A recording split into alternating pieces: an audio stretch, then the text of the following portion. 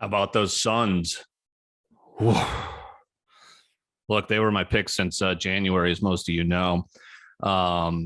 Chris Paul, what is that? I love him as a player. I love a good point guard, assists, doing it as a guy that's less than 6 feet. Just a gamer. No matter where he was discarded, he would just go to the next situation and turn them into a winner.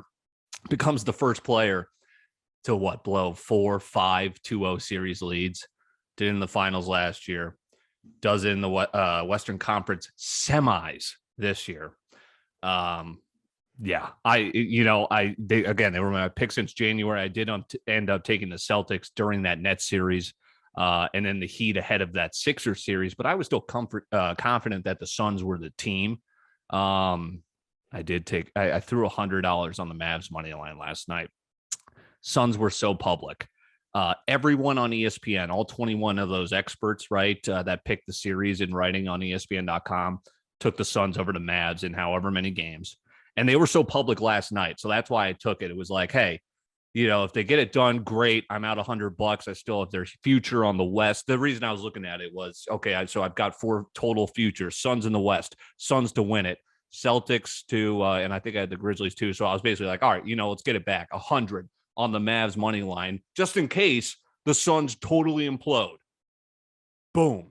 There it is. So I ended up making a little money, but, I didn't take any pride in it because, my team that I picked was out. And the reason I took it was because the Suns were so public. I was like, hey, nobody's seeing this coming. It's like when nobody saw Kansas coming back in that second half. But if you took that, if you hedged out of your North Carolina futures, if you took that money line at half, hey, you made out with a robbery. And that's what it was, because this game was over in the first quarter. It was over in the first quarter. And it was because of Luka Doncic, which we said, this dude's going to take over the NBA. I didn't know if it would be this year. It looks like it might be this year. And I've been saying Jimmy Butler, he's been the best performer these playoffs, except last night put Luka over the top. He was ascending, right? He didn't play the first 2 games of that series against the Jazz, but since he's been back, he's been incredible. And he's been the guy. That game was over in the first. He's been the best player of these playoffs. Last game put him over the top. Jimmy slightly behind him still, and they've got 2 series again to showcase each other, so it's still not over. Steph is a distant third right now. Still not sure if he's like 100%. I mean, he's dominating, right? But he's not dominating usual Steph and of course he missed a couple games, right? So, he came off the bench those first couple games. But I still maintain that Devin Booker, I'm not making excuses for the Suns, but I don't think he was 100% when he came back. He certainly wasn't playing like the Booker we saw of years past and in the regular season. Tatum has not been consistent. I mean, he's going to put up numbers, but he puts them up Anthony Edwards style, chucking up shots left and right. So he's going to have those games where it's like, holy shit, 30-something points and a win. And then he's going to also have those games where he plays you out of it, doesn't play the best of defense, and boom, it's over. And you grind past a Bucks team without Chris Middleton, and they get it done. So here's my updated picks for the NBA playoffs. You got to adapt, baby. Prediction season isn't over. I'm going Heat Mavs. Like that, a little contrarian, huh? I'm taking both dogs, and we get a rematch of the 2010-11 finals, in which Dirk Nowitzki took out the first year of the Big Three. Here's why. The Heat have the best defense in the league, and it isn't close. Closed. I meant close there. They're more rested than Boston, albeit by a day or two. Who I mentioned, they had to grind past Giannis without Middleton. The Heat have done this without Lowry before. And so his injury concern still up in the air for his status. Which games are Jason Tatum going to show up for, and which are he going to disappear for? Heat haven't lost a home game. Who's going to live out of that Boston crew, huh? Horford might be a little old, but I think Tatum and Brown, they might be going out on a Saturday. I'm going Heat in 7. Look, Jason Tatum, when he's going to have those off nights, how the Heat are going to beat you. They totally took out Trae Young coming off a hot play-in tournament. Totally eviscerate him, just shut him down, take care of business there. Yes, they play Embiid, who's hurt. Harden wasn't hurt. Yeah, I'm not the biggest Harden guy either. I think he's way overrated, especially at this stage of his career. Again, he's a guy that was obviously going to live. It doesn't matter to City for James Harden. He's finding the spot. They still shut them down, and yeah, Embiid was still beat up. That's still better than, Robert Williams, who also is beat up. That's still better than Al Horford, who has been playing well, but that's because who was guarding him? Brook Lopez. I think it's going to be a hell of a series. This is a rematch of the bubbles Eastern Conference Finals, which who won? And isn't that the same core for both sides? But now you got Max Strus. If Jason Tatum isn't getting shut down by Bam, he's getting shut down by Jimmy Butler. And if Butler and Bam are getting arrested, then he's going to at least get locked up with some excellent effort. Watch how Max Strus plays on defense. It's like nothing you'll ever see. Nobody's talking about the Heat. They were the best team in the Eastern Conference for a reason. I had a lot of people like to call bubble for why it was the Heat made it to the bubble title and lost to the Lakers. I will remind you, that was without Bam Adebayo, who was hurt. That was with a banged up Goran Dragic, who was hurt. So again, you don't have Goran Dragic, but you bring up that guy like the Heat always do. They find that next Heat culture guy, and they get you a Max Strus. They get you a Gabe Vincent. They don't even need Duncan Robinson, at least for this past series. Even in the Hawks game, it was only that game one he went off. Now he's riding pine. So I'll go Heat in 7. I think it's going to be an awesome series. Hopefully it's some better games. Like, we've got some great teams in the NBA playoffs, great storylines. The games have been a couple of stinkers cutting it up. So hopefully we get obviously a 7-game series, but then maybe some close games. I want to see a buzzer beater, not fucking turning off the TV in the first quarter. Mavs have not lost a home game with Luka. They just beat the best team in the NBA. That was the Suns all year. Again, not making excuses, but I think Booker was not 100%. Warriors beat a completely overrated Grizzlies team. I've been saying that all playoffs. And it took them 6 games. I think it comes down to game 7. And who are you taking, Luka or Steph? In these playoffs, I'm taking Luka. Still don't, is Steph 100%? He's playing really good, really well, just below all-star level and well below Steph level. Luka's playing Luka level and out of his mind. It's crazy. But is Draymond going to be able to lock him up? He's doing a lot of talking, and he's having Draymond-like games, but really his only solid game was in that game 6 where he finally, actually contributed on offense. But again, he does so much. He's just such a glue guy. That's why he's going to be a Hall of Famer. He's just, he helps anchor that defense, which won't show up in any stats or even analytics. He's just one of those guys. Again, so now Golden State is also who hasn't lost at home. And, the Chase Center is awesome. Their fans are awesome. That's a team of our decade, right? Of the team, the last 2 decades, arguably. And now they're trying to do it again. But look what happened to the last 2 favorites. Wasn't it the Nets? Yeah. Okay. And now the Suns, now the Warriors are overwhelming favorites. Are they going down? Where's Jordan Poole? Huh? He's back down to earth. How will Klay Thompson shoot? He's been okay. He too, like Draymond, showed up in that game 6, but they beat the Grizzlies. And here's the most underrated thing that nobody is talking about. The Mavericks were such a sneaky under team this year because of Jason Kidd's defense. People are going, Jason Kidd, he's got a kind of a sketchy, don't go digging around and do a Google search on Jason Kidd and his nefarious upbringings post-career. But look, he's remade himself as a coach. Didn't he win that title on the assistant bench for the Lakers? Takes over for Rick Carlisle. People are going, what the hell? Look what Rick Carlisle did in Indiana, and look what Jason Kidd is doing with the Mavs. They trade away Porzingis. They got better. He's going viral on the sideline for coaching up defense almost every play. And that defense is good. That team is really good at home. And they've got the best player on the floor right now in the NBA. So who you got? Because I'm going Mavs in 7. And again, hopefully it's good games, not just complete blowouts. Trae Young lost in the Eastern Conference Finals last year. Will Luka fall in the Western Conference Finals this year? But the future of the league is here. DeAndre Ayton, he went number 1 overall in that same draft in which the Mavs and the Hawks drafted excuse me, they drafted, what was it? They drafted Luka and then traded for Trey, who the Mavs took at 5.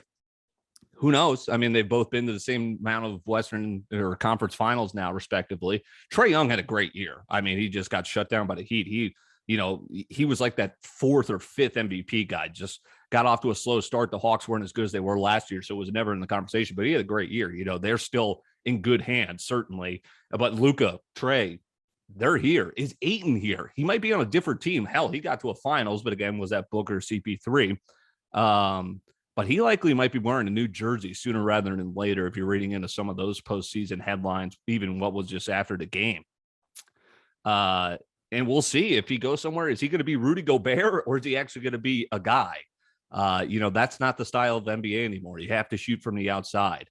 And I guess we'll find out real quickly about DeAndre Ayton. NHL playoffs have been awesome as usual. No stinkers there. The Avalanche, overwhelming favorites. They haven't played in 8 days because every series went, it seemed like 7, and they got it done with the series sweep. They could have gone on vacation for all they wanted. But I could see this series with the Blues being close. Look, the Blues just won it 3 years ago with much of the same core, same coach. Remember, they fired Mike Yeo and they had this new guy, Berube, he wins it.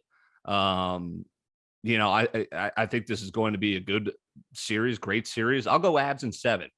I still got my Flames and Canes futures. And, I told you, I've hedged out with the Mavs. It cashed in last night. You know what didn't cash in? Hedging out with the Stars. Almost did. So I'm basically playing myself out of 6 units of what the possible futures could be. If it is Calgary, I mean, I'm just going to have to dump more money on them to make some. And if it's the Canes, I'll still make out okay, but not as great as I would have been. I don't know. I'm a pussy. Look at my betting record. It speaks for itself. It's terrible. So I've still got those futures, and you know what? I don't know what to do. I'm just going to have to wait and see this goes 7 again, which I think it could be. I don't trust the Rangers. Canes have been here for a few seasons now. Can they finally get over the hump? I'll go Canes in 7. Flames, I still don't necessarily trust. Holy shit, Dallas almost took it out. Dallas might be the sports town of the year if they take out the Flames. They got the Mavs and the Stars playing. Instead, it's Florida, right? You got the Heat and the Panthers, a little bit on that series. I'll go Canes in 7. I'll go Flames in 7. I don't necessarily trust Edmonton. I thought the Kings were going to get it done. They've got the best player on the ice right now, Connor McDavid. That's been awesome to watch. He was super hyped as he basically single-handedly won that series. I was right in Austin Matthews falling in Toronto. 10 straight elimination games they've lost. I was right on the Wild too, but I was wrong on the Kings, obviously. And then I thought the Pens would take out the Rangers too. They had a collapse in their own right. So good for Rangers fans. MSG is going up. But I think the Canes get it done. I think the Flames get it done. And it's hard not to back the back-to-back champs, Tampa Bay. I thought the Caps would take out the Panthers. Panthers have won their first playoff series since they went and won it all in 96. Is it going to be Avs, Panthers? I don't know. I think the Lightning take it to 7, and they go down to Sunrise and win the battle for Florida. Tampa Bay still dancing for the three-peat, my prediction. All right, PGA Championship this weekend. I cashed Scotty Scheffler for you on an edition of Corbets before the Masters. Here are my official picks for the PGA Championship here as we sneak it into Corbet's Corner on a Monday. Some notes to look at before we get into my picks for the PGA Championship. Look in the top 21 players as per World Golf Ranking, or 35-1 or less in the odds. I think it's the last 15 years I saw this stat. It's basically been within those parameters, except for Phil Mickelson last year. What a fall from grace he has had, right? He's not playing this weekend to defend his title. And Jimmy Walker, I think I could have that name wrong. Here's a trend that I have picked out for the last 5 years that I've simply just noticed. And it's as basic as this. 5 years ago, carnage. Justin Thomas wins, what I mean by that, with a score of -8, right? Like, it's just crazy conditions, crazy rough. They make it a true major. And then the next year, people go low. Brooks Koepka, -16. He takes it home. Year after that, Brooks Koepka defends his title, but only shoots -8. Carnage. Year after that, low. Colin, -13. Last year, Phil shoots a -6. Carnage. What was that leaderboard? You had Patrick Harrington sniffing around that title. Bizarre, right? Like that was an outlier. So is it going low this year? Pick out guys who are going low in majors, can rack up birdies, not make mistakes. We cast Scheffler for the Masters. He's the best in the world right now. He is favored. Usually like to avoid the favorite in golf. 2 units on the favorite. It's Scheffler. This is his year. I wouldn't be shocked if he takes it home. Cam Smith, we were on for the Masters. He finished second. Those were the final pairing. Always competes in big tournaments. He won the Players, competed to the Masters again this year. He could win this. You get him at 22-1. So these are the 3 picks I've placed, and hopefully we cash one of these. Lastly, Colin Morikawa. I think you can get him around 18-1 right now. Finished the Masters super strong. He was part of that pairing where him and Rory both cashed bunker shots on 18. They weren't in the running, like Scheffler was running away with it, but they both carded really low scores on Sunday. Won the PGA at his home course, just mentioned a couple of years ago. Won the Open last year, so he's done it twice, 2 majors. Has not won a tournament this year, despite playing well. I think he's got 6 or 7 top 10s, a couple of top 5s. This would be the spot. So there are the 3 plays. I've got Colin at 18-1, little less than a unit, 0.8 sprinkle on him, 0.8 as well on Cam, 22-1. And I've got 2 full units on Scheffler. I think I got him at 12-1, maybe 11-1 at the favorite. I think it's those 3 guys. At least one of them are going to get it done, and perhaps all 3 will be in the running. Hope you're in the running here on Corbet's Corner. Appreciate you guys. Appreciate our friends at My Custom Heart. I think you guys do as well. I'm seeing these referral orders. I think you guys have been taking advantage of promo code Dylan, DYLAN at checkout, and loving the products as much as I have loved them as well. You know, taking advantage of that great deal they're giving listeners of the Dylan Corbett Podcast Network because they like what we're doing. We love what they're doing, and we hope you do as well. So keep using that promo code. It's good for whenever you want. If you're not ready to, maybe you got the girlfriend's birthday in a couple of months from now, do it then. The promo code will still be here for you. That is my promise. So utilize it whenever you need, as many times as you need. Appreciate those guys. My Custom Heart. Use the link in my Twitter, in my link tree, wherever you can find it, or just go to mycustomheart.com. And once you check out the products, upon checkout, just plug in DYLAN and you get that 25% off. 20% off. I wish 25 would be stealing. It's got to be 20, right? 20% off for my friends at My Custom Heart. All right, we'll talk to you shortly this week. We got Evan Scales on Core Trades. I'm excited about that. We're talking to him this week, probably release on the pod next week, and we got Winging It back after a week off with the fellas. All right, talk to you then.